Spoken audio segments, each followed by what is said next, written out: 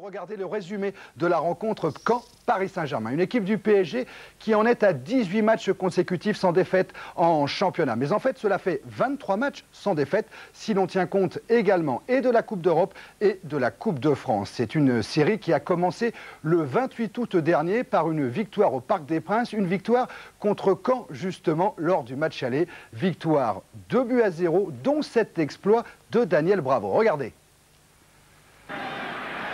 Daniel Bravo après un départ de Xavier Gravelaine qui va redresser le ballon, reprise de volée et but extraordinaire, c'est Ginola qui inscrira le second but parisien dans une partie où il y a eu des incidents, on ne les oublie pas dans les tribunes, de graves incidents. Alors pour ce match retour, le stade de Michel Dornano affiche complet. C'est d'ailleurs une constance depuis le début de la saison. Caen a trouvé un public passionné en Normandie. Il y a quand même 8000 abonnés pour l'ensemble de cette saison. Bon, les résultats ne sont pas très bons pour Caen, mais Xavier Gravelaine revient. C'est un attrait supplémentaire pour les supporters. Xavier Gravelaine titularisé pour la deuxième fois seulement depuis le retour des Parisiens, des Brésiliens dans l'effectif du Paris Saint-Germain. Caen, PSG, Philippe Bruet.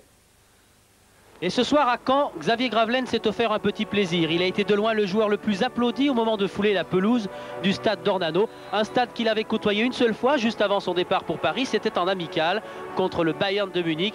Gravelaine d'ailleurs avait marqué. Mais pour les Canets de Jean Dupeux, l'inauguration du stade c'est loin. Et aujourd'hui c'est la course contre la montre pour s'enfuir si possible du bas du classement. Des Canets qui n'ont pas de temps à perdre et qui vont vite rentrer dans ce match. On joue depuis 5 minutes. Rouissi a servi Nouma et pour le moment ça manque de cadrage.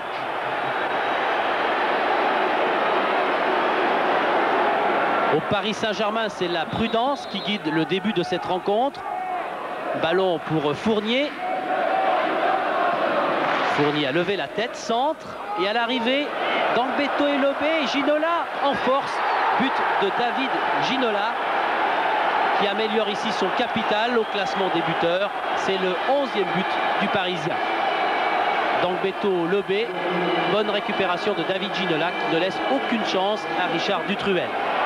Les Canets sont KO debout, ils vont mettre plusieurs minutes pour reprendre leurs esprits. Christophe Point sur la gauche et là Lama doit se jeter tout près de Pascal Nouma. Lama a quelques interventions à faire. Pour Dutruel, c'est aussi la même chose. Dutruel à l'ouvrage. Et c'est Xavier Gravelaine qui va venir ici frapper ce ballon en pleine course. Excellent geste de Gravelaine. Auteur pour l'instant quand même d'une prestation moyenne. Côté parisien, Rai est lui aussi très discret pour ne pas dire complètement absent dans ce début de rencontre. Les Canets n'ont toujours pas marqué un seul but depuis le début de l'année. Ils vont essayer par tous les moyens. Talonnade de Huisman. Crochet de Mostovoy qui vient frapper ce ballon à côté. Et Bernard Lama n'est pas très content. Pour l'instant, ses défenseurs ne font pas le match parfait. Alexandre Mostovoy, l'un des Canets les plus dangereux dans cette première période. On approche de la mi-temps. Et le ballon va parvenir ici à David Ginola. Regardez bien en bas à gauche, Ginola est poursuivi maintenant par deux Canets. Il réussit à accélérer. Centre de Ginola et volée de Gravelaine avec un nouveau réflexe à l'arrivée de Richard Dutruel. Gravelaine a raison d'applaudir. Centre parfait de David Ginola avec un beau travail. Et on va arriver à la mi-temps de ce match avec toujours ce score de 1-0 pour le Paris Saint-Germain. Rai est sorti et c'est Lasserre qui est rentré. Attention au Canet qui attaque. Benoît Coët et ici Le Guen qui envoie le ballon sur le poteau de Bernard Lama. Regardez le sourire et le ouf de soulagement de Lama qui, comme tous les Parisiens, savent maintenant que là, ils ont eu beaucoup de chance. Les Normands, eux, savent que tout peut arriver et pourquoi pas en leur faveur, même face au leader. Tête de Salin et encore un réflexe de Bernard Lama. Le ralenti est important. Arrêt en 2 temps. Tête de Salin, ça c'est sûr. Premier temps pour Lama et ensuite c'est encore le poteau qui va sauver le Paris Saint-Germain. Réaction du PSG sur un coup franc. Le Guen s'élance pour une frappe terrible.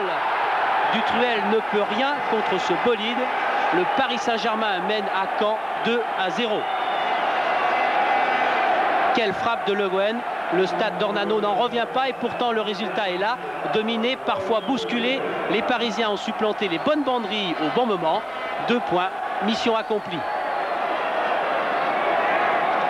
Allez, mission accomplie avec ce 19e match consécutif sans défaite en championnat donc, qui permet au Paris Saint-Germain de repartir avec 4 points d'avance sur l'Olympique de Marseille. On va retourner tout de suite au stade Michel Dornano, retrouver en direct et Philippe Bruel, envoyé spécial de Jour de Foot, mais aussi Daniel Jean Dupeux, l'entraîneur de Caen. Merci Daniel d'être resté pour suivre ce Jour de Foot en notre compagnie. Alors avant de vous laisser entre les mains de Philippe pour parler du match que Philippe, lui, a vu, je voudrais juste vous poser une question d'ordre général. On en parle beaucoup en ce moment, que ce soit dans les journaux, à la radio, un peu partout. Vous avez vu Marseille hier en direct sur Canal. J'imagine que vous étiez devant votre petit écran. Vous avez vu le Paris Saint-Germain ce soir face à votre équipe de Caen. Qu'est-ce que vous en dites pour la fin du championnat ? Qu'il y a toujours 4 points de différence entre les deux équipes et que je dirais sur cette journée on n'a pas vu 2 équipes irrésistibles. Monaco a mis Marseille en très très grosse difficulté, aurait pu mener à la mi-temps et a fait la différence, a gagné quand même dans un match où il était chahuté grâce à la qualité individuelle principalement d'Anderson.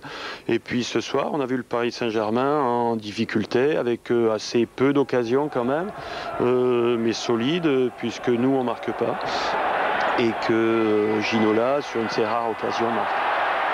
Alors on a vu à l'instant les occasions donc des Parisiens. C'est vrai qu'on l'a dit tout à l'heure dans le commentaire, vous les avez bousculés ces Parisiens. Je voudrais vous montrer tout de suite une autre image, Thierry et tous ceux qui nous regardaient ce soir depuis Caen. On va vous montrer cette image. On a l'impression que ce n'est pas d'un entraîneur dont les joueurs canets ont besoin en ce moment, Daniel, c'est plutôt d'un psychologue. Regardez cette image, dans quelques secondes elle va nous arriver. On va voir certains de vos joueurs qui hésitent. Là c'est Silva, Célio Silva. Il a hésité pendant au moins 30 secondes, il continue, et puis vous allez continuer à commenter, puis donner votre avis là-dessus, pour finalement donner un ballon qui ne va pas aboutir. Est-ce que vous êtes d'accord que dans leur tête, c'est peut-être pas génial ? Je pense que par rapport à ce qu'on a vu, c'est déjà mieux. Et si vous dites qu'il faut un psychologue, je ne pense pas qu'il faille un psychologue. Il faut des succès pour que les joueurs soient en confiance. Et je dirais que ce soir, on est dans une période où ça revient un petit peu. On essaye de jouer notre jeu. Mais forcément, que quand il n'y a pas le résultat derrière, on doute. Et quand on doute, c'est pas facile de se montrer. Je crois que sur l'image, il y a Silva qui hésite, mais il y a guère de joueurs qui se proposent. Quand il y en a une, comme il a attendu un moment, il s'énerve un petit peu et puis il la met n'importe où. Alors Thierry, juste derrière nous, il y a ce stade Dornano qui est encore éclairé pour les besoins de jours de foot. C'est sympa de la part des dirigeants canets. Et puis ce stade tout à l'heure qui a vibré, il y avait 20 000 personnes avec 500 Parisiens. Ça s'est passé dans d'excellentes conditions avec un très beau climat. Il fallait le souligner également. Daniel, est-ce que vous pouvez nous dire où quand va jouer pour la prochaine journée de championnat ? À Cannes. À Cannes. Et puis après, il y a un calendrier difficile, je crois, jusqu'à la fin de la saison. Forcément, on jouera plus souvent à l'extérieur que chez nous. Et il faudra commencer dès samedi à faire des points à l'extérieur. Voilà, merci en tout cas beaucoup Daniel d'être resté pour ce Jour de Foot. Bon courage à vous et à votre groupe pour la suite de la saison. Nous, on enchaîne avec...